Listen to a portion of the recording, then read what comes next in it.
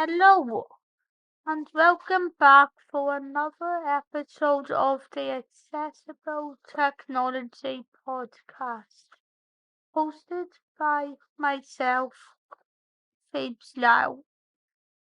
If this is your first time listening to this podcast, this is a podcast all about the everyday technologies that are accessible for disabled people, as well as covering what technology is less accessible for people with disabilities, and it also covers details on how technology companies can continue making their technology even more accessible, if that is something that you're interested in.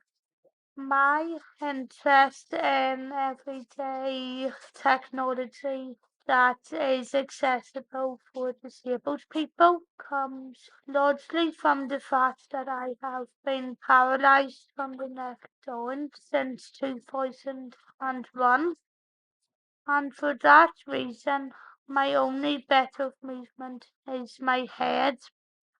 So that's the reason why I record all of the episodes in the podcast from the point of view of someone who has very limited movement.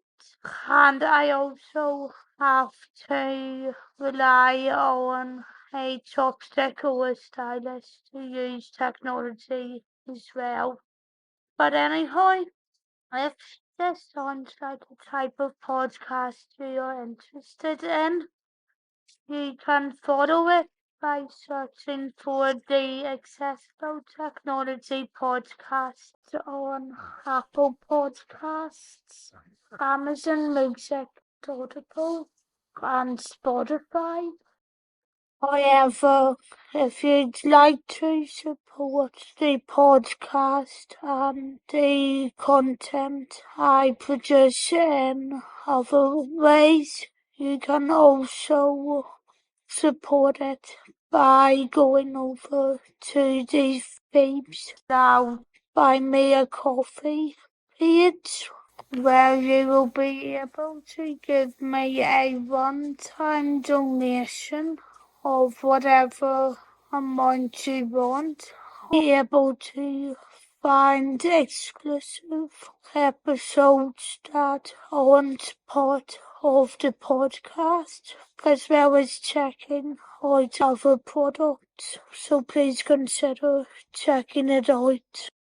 In this episode, we're going to be carrying on with my Disability Tech Talks, which was a series that I did back in 2020 during the coronavirus pandemic, where I started looking into ways that the technology that became popular throughout the pandemic could start making the world even more accessible for disabled people.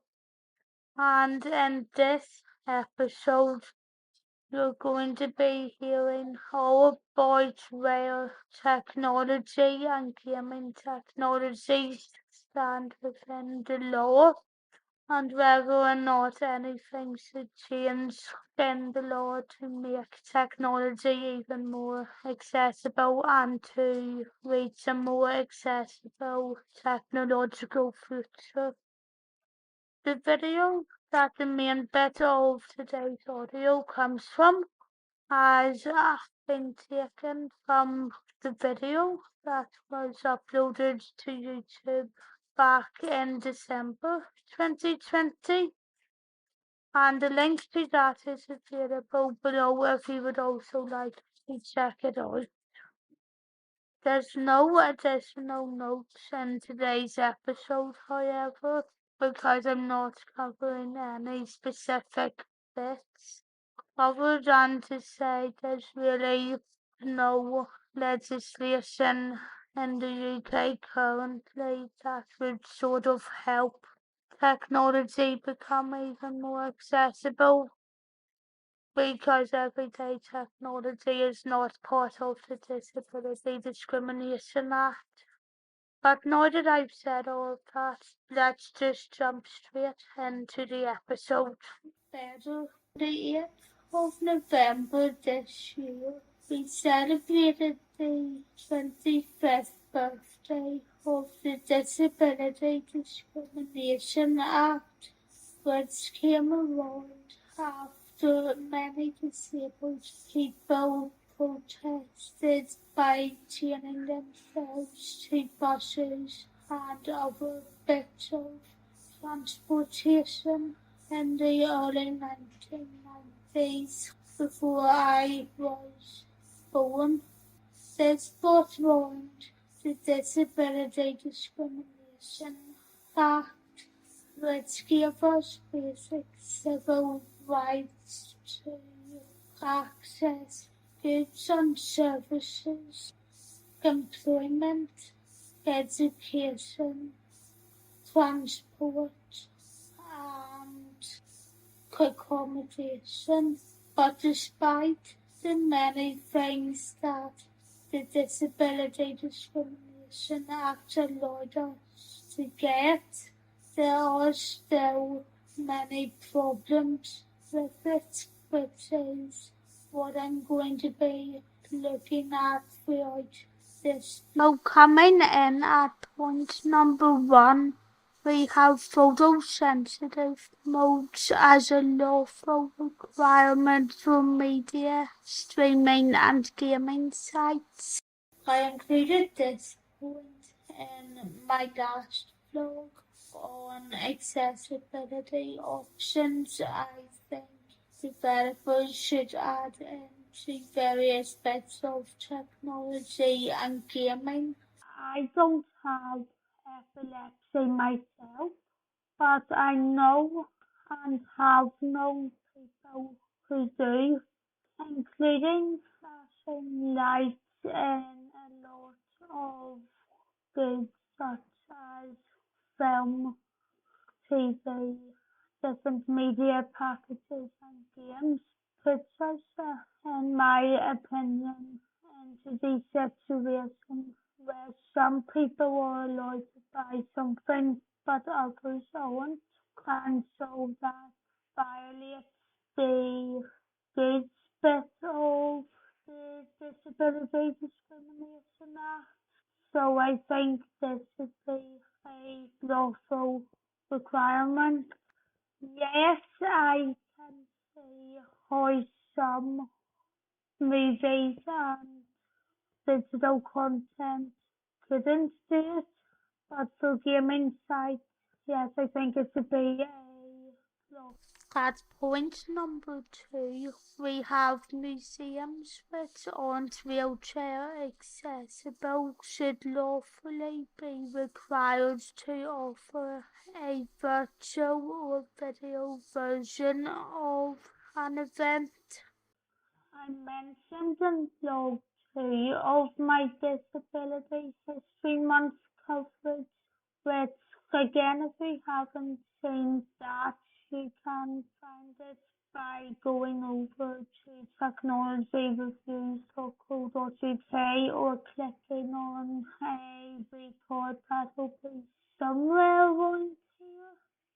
But in that vlog, I mentioned how virtual exhibitions and talks is something I really want to see stay on in a post-COVID world, because it's been great for accessibility. I'm not saying I don't trust the majority of places to get everything done, because I do. But what about if we have that one person who doesn't believe that disabled people can experience a fully accessible version? And finally, at point number 3, we have employment schemes for disabled people to help point out if there's breaches of the Disability Discrimination Act. in regards to housing.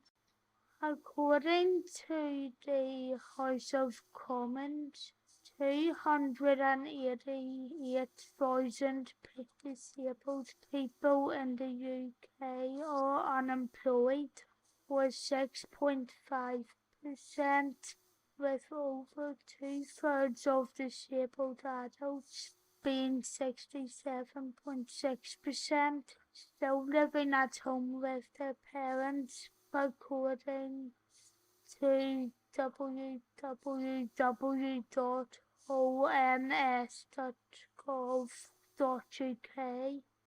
Given that the Disability Discrimination Act is meant to give disabled people access to goods, employment and accommodation, I think it would be good for there to be schemes which allow disabled people to say if accommodation or any other buildings such as bars, nightclubs and others are accessible to them, because we know what we need. But I also think it would be good for the virtual tour idea that museums opted for this year, to expand out to housing in a post-COVID world, so we can have a half in-person and half not in-person future, and one that will help our income as well, if that makes sense. So what are your thoughts about everything that I've covered in today's episode? Do you agree that we need to enforce getting more protections as far as legalities go, in order to enforce more accessible technologies and gaming technologies to exist, especially at a government level? Or do you disagree? If you would like to pass on your thoughts, you can include them in a review wherever you're listening to this on, as well as via the contact pages over on my Phoebeslow Tech Review site, or on my other website, phoebelow.com, and links to both of them are in the episode notes. If you're interested in watching the other videos that I have done on accessible technology, you can find more of them over on my PL Tech Reviews YouTube channel by searching for it on YouTube.